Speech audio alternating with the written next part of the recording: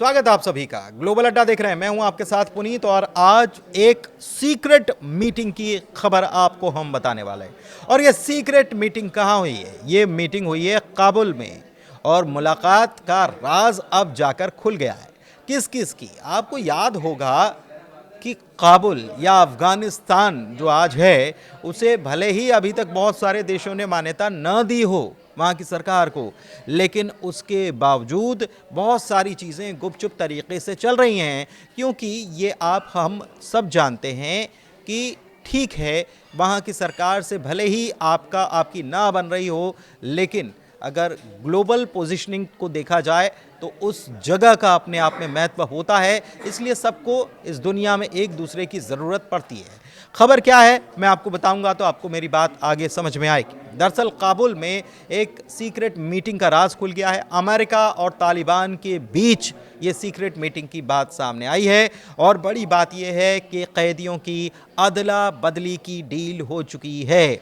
कभी दुश्मन थे, लेकिन दोनों अब दोस्ती की स्क्रिप्ट लिखने लग गए हैं और इसी को देखते हुए दुनिया भर में अब सवाल भी उठने लगे हैं। दरअसल काबुल में अचानक से एक मीटिंग हुई और इस मीटिंग की खबर पहुंची दुनिया तक तो खलबली मच गई। पहुंचाई खबर किसने? तालिबान ने। तालिबान ने यह दावा किया है कि उनकी अमेरिकी प्रतिनिधियों के साथ कैदियों की अदला बदली पर डील हो चुकी है। दरअसल ये वही तालिबान है जिसे कभी अमेरिका अपना सबसे बड़ा दुश्मन कहता था और आज दोनों दोस्ती की एक नई स्क्रिप्ट लिखते हुए नजर आ रहे हैं। हालांकि ये मामला इतना सीधा नहीं है, क्योंकि ये मुलाकात न सिर्फ जेलों में बंद लोगों की रिहाई से जुड़ी हुई बताई जा रही है, बल्कि माना जा रहा है कि अमेरिका और अफगानिस्तान के बीच आने वाले दिनों के लिए नज़दीकियों का संकेत भी ये मीटिंग है।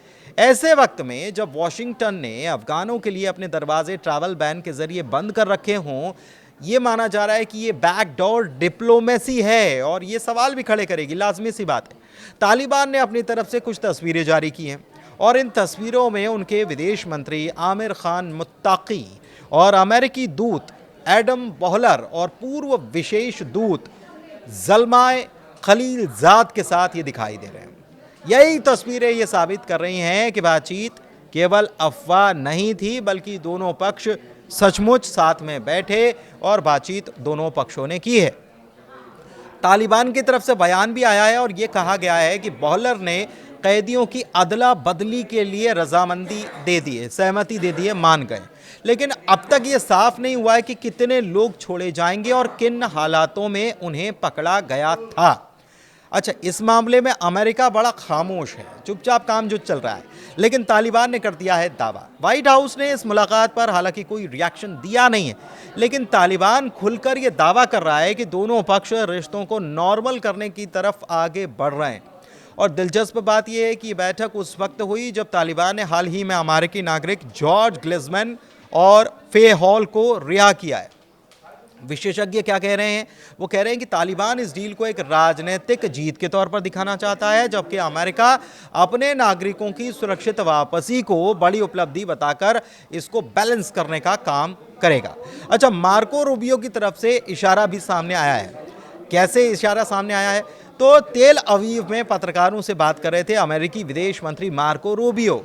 उनसे जब पूछा गया तो वो क्या कहते नजर आए? उन्होंने कहा है कि बोहलर जो कि काबुल गए हुए थे, उनके बारे में उन्होंने कहा है कि वो वहां पर संभावनाएं तलाशने गए थे और आखिरी फैसला ट्रंप ही लेंगे।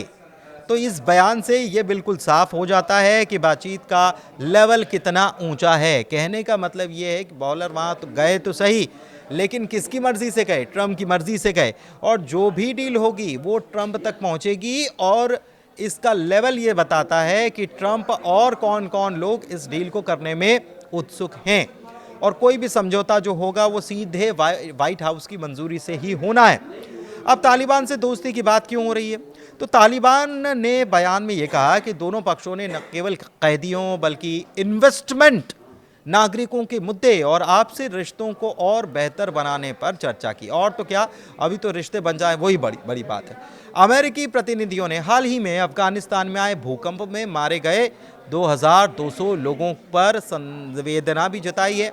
और विश्लेषक या जानकार जो हैं वो ये मानते हैं कि अमेरिका अब नए तरीके से जो रिलेशंस जो हैं वो बनाना चाहता है और एशिया में अपनी रणनीति को जोड़कर इसे देख रहा है। दूसरी तरफ तालिबान की भी इच्छा है कि इंटरनेशनल लेवल पर अपनी छवि को सुधारा जाए, निवेश इन्वेस्टमेंट को यहाँ पर लाया जाए। तो ये सारी चीज़ें जो हैं वो नज़र आती हैं। लेकिन सवाल ये है कि जिसे कभी आतंक का गढ़ माना गया, आज अमेरिका उसी तालिबान से हाथ मिलाने की तैयारी क्यों करने लगा? क्या ये सिर्फ अमेरिकी कैदियों को छुड़ाने की रणनीति है, या फिर वॉशिंगटन कोई बड़ा खेल करने की तैयारी कर रहा है? उसे पता है कि अफगानिस्तान की भौगोलिक स्थिति जो है वो उसे कितना खास बनाती है। लेकिन इतना तो साफ है कि अमेरिका और तालिबान दोनों अपने अपने फायदे के लिए करीब आते नजर आ रहे हैं। आने वाले दिनों में ये साझेदारी क्या रंग दिखाएगी, कैसे और किस करवट बैठेगा ऊंट, पूरी दुनिया की नज़र उसी पर टिकी रहने वाली है। फिलहाल ग्लोबल अड्डा में इतना ही। धन्यवाद।